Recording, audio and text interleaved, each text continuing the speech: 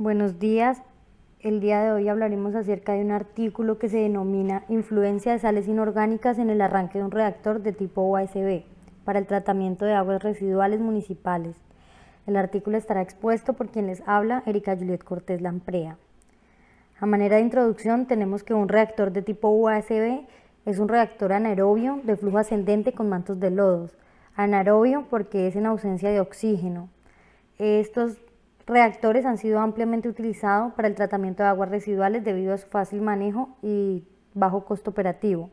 También es importante aclarar que estos reactores deben pasar por una etapa de arranque donde el lodo que se utiliza debe ser inoculado con microorganismos para mejorar su eficiencia. Bueno, entonces tenemos que los lodos que se trabajaron fueron recolectados de una fosa séptica local y se sembraron en el reactor. Para este artículo utilizaron dos reactores, uno se alimentó con glucosa durante 14 días y a partir del día 15 se utilizó un afluente sintético que contiene macro y micronutrientes para aumentar la población de microorganismos. El segundo reactor es un reactor de control y se alimentó durante 45 días únicamente con glucosa. En la tabla 1 podemos observar los diferentes parámetros en los que se trabajó el reactor. La temperatura, una temperatura aproximada de 20 a 30 grados centígrados. El volumen del reactor total fue de 4,6 litros, pero tiene un volumen de trabajo de solo 4,4 litros. La de cubo del afluente, es decir, el agua residual o el agua que se va a tratar, tenía de 250 a 300 miligramos de DQO. Tiene un tiempo de retención hidráulico de 48 horas y una velocidad de flujo ascendente de 0,05 centímetros por hora. En la figura 1 podemos observar el diseño del reactor de tipo USB. Entonces observamos que los tres puertos del lado izquierdo, los dos primeros, es decir, estos dos se utilizan para la recirculación del agua residual, y el primer puerto, es decir, el que está señalado en pantalla, es para la entrada del afluente, es decir, el agua sin tratar, el agua cochina, el agua residual. El último puerto que ustedes pueden observar en la parte de arriba es para recolectar el biogás, producto de la descomposición de la materia orgánica por las bacterias anaerobias. Acá es para ya la salida del efluente, es decir, el agua tratada, el agua que ya se ha removido la materia orgánica. Bueno, el afluente sintético, como podemos observar, está compuesto por sales principalmente, como lo es el cloruro de magnesio, el fosfato ácido de calcio, el sulfato de amonio. Y posteriormente también se compone de una solución de elementos traza que está compuesto por los componentes que pueden observar en la tabla número 3, que es cloruro de cobalto hexahidratado, cloruro de cobre dihidratado, hidróxido de sodio, cloruro de calcio dihidratado y otros componentes. Bueno, entonces tenemos que el reactor fue operado en modo continuo durante 39 días y se trabajó con un tiempo de retención hidráulico de 48 horas inicialmente, que posteriormente se redujo a 24 horas con la misma velocidad de carga. El tiempo de retención hidráulico es el tiempo que dura el agua en el reactor. Entonces tenemos que durante esta investigación se logró eliminar una DQO aproximadamente del 99,9% y posteriormente se utilizó para tratar aguas residuales municipales.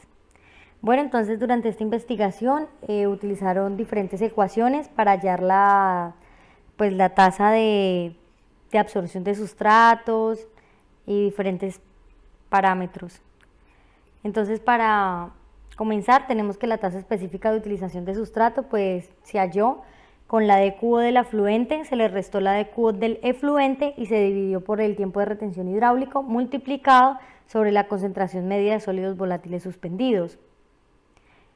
También tenemos que las fracciones biodegradables se halló dividiendo la DBO, es decir, la demanda bioquímica de oxígeno, sobre 0,65 multiplicado por la DQO, es decir, la demanda química de oxígeno.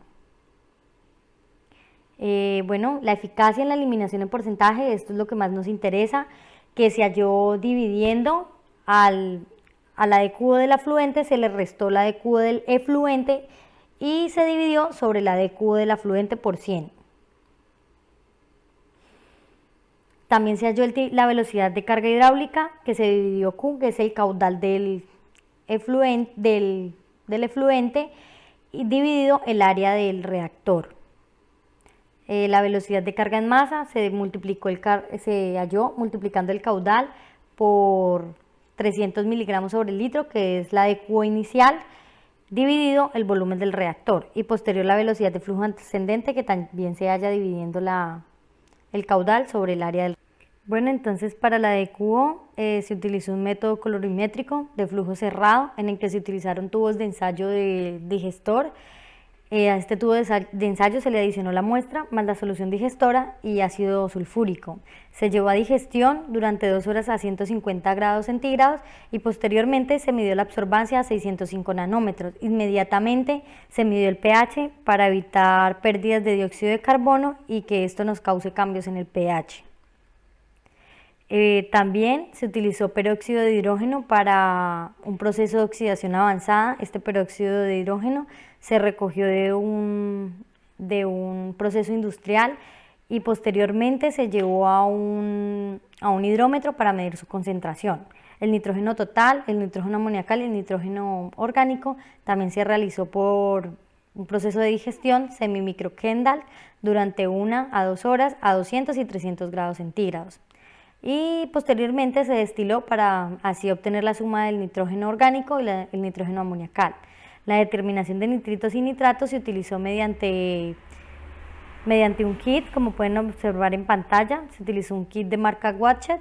Es un aparato en el que usted simplemente inserta la muestra y este me da la cantidad de nitritos y nitratos que contiene la muestra. También se utilizó un kit de mallas para hallar el diámetro de cada uno de los gránulos que tienen los lodos. Bueno, como resultados y conclusión, tenemos que durante los primeros 14 días, el arranque del reactor, pues como ya sabemos, se utilizó glucosa, se alimentó durante glucosa, entonces podemos observar que el pH en líneas entrecortadas, en la figura 2, podemos observar que es el pH del afluente, es decir, el agua sin tratar, y ya en líneas continuas se observa el pH del efluente, que es decir, el agua tratada. Entonces tenemos que durante los primeros días el pH del afluente tuvo un pH aproximado entre 7,1 y 7,4. Y el pH del efluente, es decir, el agua tratada, los primeros días tuvo un pH de 7 a 7,4 y después del día sexto el pH fue disminuyendo. Esto pues en el artículo ellos lo comparan o le dan como resultado que el pH disminuye debido a que las bacterias que están ahí en el lodo fermentan la glucosa y la convierten en acetato, es decir, disminuyen el pH acidificando con el ion acetato. Bueno, entonces acá el porcentaje de eliminación de la DQO durante el periodo del arranque de reactor con glucosa. Entonces lo mismo, observamos que durante los primeros 14 días se observa una eficacia de la eliminación de DQO, se remueve aproximadamente el 80 al 90% de la DQO. Esto se debe a que a partir del sexto día, como podemos observar, a partir del quinto y sexto día se observa un aumento mayor y esto se debe al crecimiento microbiano, es decir, los microorganismos presentes consumen el sustrato, es decir, las sales inorgánicas y aumentan la población. Y esto pues hace que estas bacterias pues remuevan mayor cantidad de materia orgánica, como se puede observar en las gráficas. Los que realizaron esta investigación también se basaron en un artículo anterior en donde encontraron que cuando se utilizaba glucosa como sustrato, la remoción de DQO era aproximadamente de 24 al 86%. Bueno, aquí tenemos la comparación del afluente con el efluente.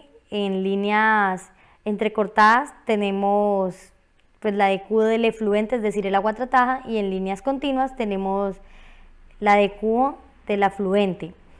Entonces podemos observar que a partir del primer día en que se empieza a tratar el agua residual, observamos una disminución pues en comparación al agua del afluente que entra, y esto se debe a que pues ya hay microorganismos en los lodos que remueven materia orgánica, y pues por esta razón en la gráfica número 4 podemos observar menor cantidad de DQO.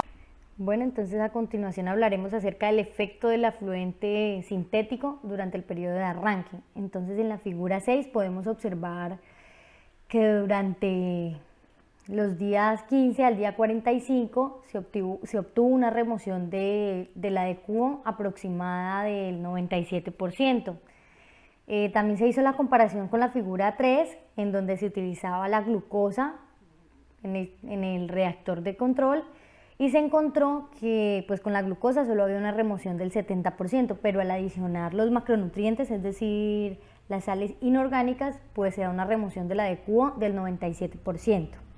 En la figura 7 pues podemos observar la DQO del efluente y el afluente sintético a partir del día 15, es decir, a partir del día en que se empieza a utilizar el afluente sintético.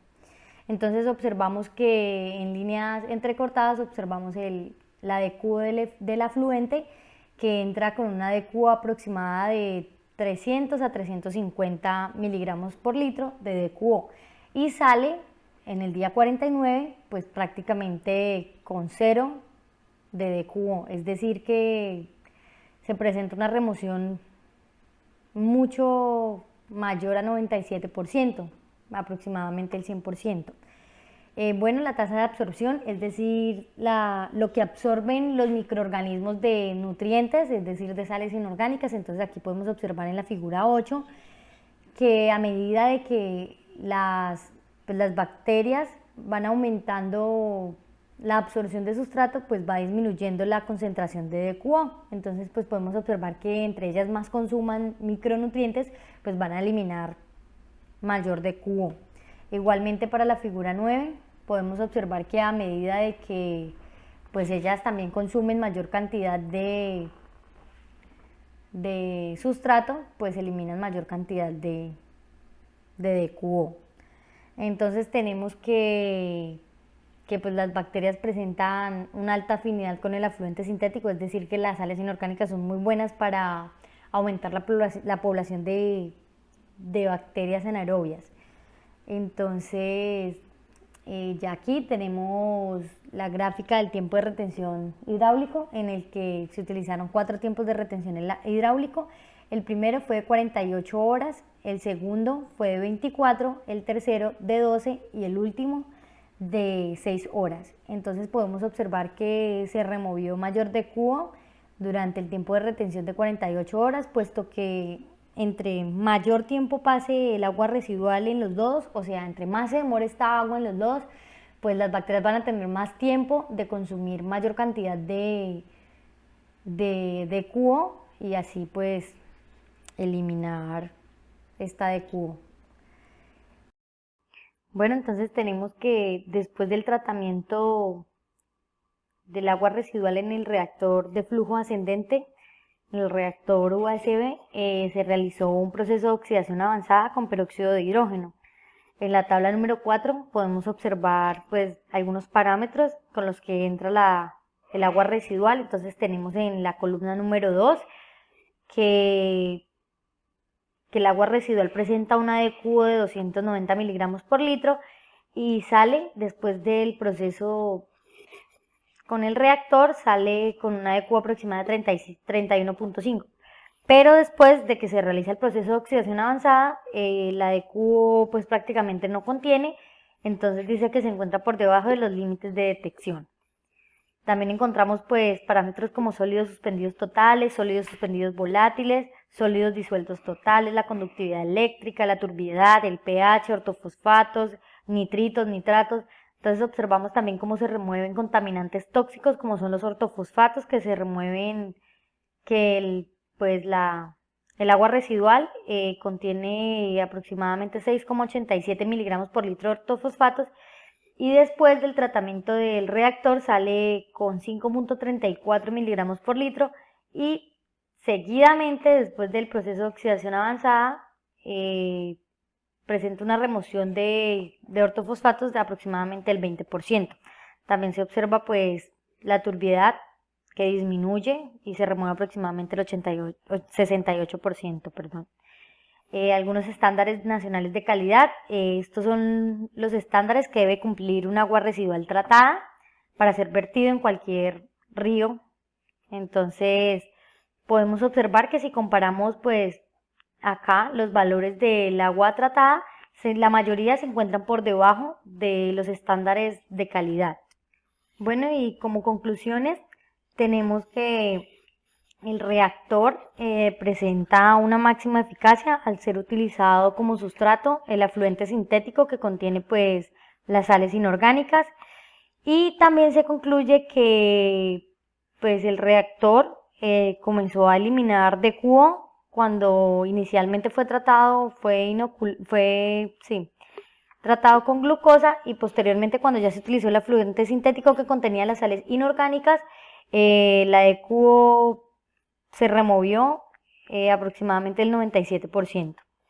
También pues que se utilizó una dosis de 2 mililitros sobre litros de peróxido de hidrógeno al 40% para tratar el efluente, y pues que también es un método exitoso para la eliminación de cubo, ya que elimina pues varios contaminantes, como ya los habíamos dicho, la turbiedad, el nitrógeno total, los ortofosfatos, etcétera. Y pues como ya habíamos dicho en la introducción, este tratamiento de aguas residuales con microorganismos anaerobios, pues tiene varias ventajas, debido a que pues es fácil de manejar y tiene un costo bastante bajo.